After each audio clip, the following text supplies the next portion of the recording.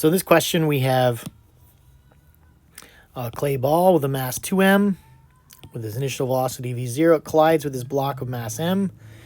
It's suspended from a light string of length L. It sticks to the block, so we have a sticky collision. Then the thing swings up a height h. The clay block stuck to it, so m and 2m. That oscillates back about its lowest position with the period t0.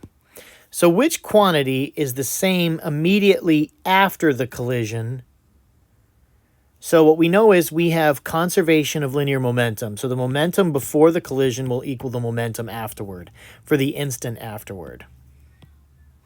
Now, we might also intuit that this clay block, when it sticks to this hanging block, the minute it starts moving upward, it's going to slow down.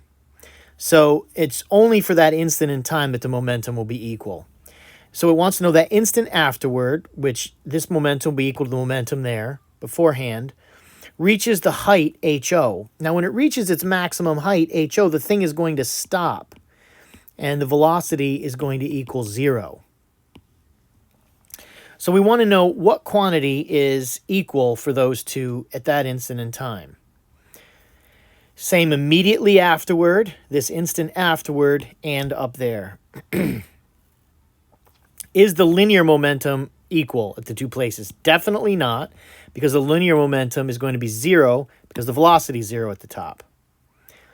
The angular momentum of the clay block system at the top of the string. Now, the angular momentum is a concept we haven't gotten to yet in the course. So I wouldn't have, generally I wouldn't give you a question that has something that we haven't gotten to in the course yet, unless the AP codes the question incorrectly. The angular momentum has to do with a conservation of spinning. And there's no evidence that this thing is spinning at all, so that one would be out. The mechanical energy, so mechanical energy is not something we have talked about yet in the course. And so the mechanical energy, ME, is the kinetic energy plus the gravitational potential energy. So for that reason, this question is coded incorrectly because it requires the knowledge, the thorough working of energy to answer it. But we're down to 50-50 at this point. The correct answer is choice D. Correct answer is choice D. And that is really not going to be obvious to you at this point in the course until we study energy in greater depth. So this question was not coded correctly by the AP, and so it's not really a fair question at this point.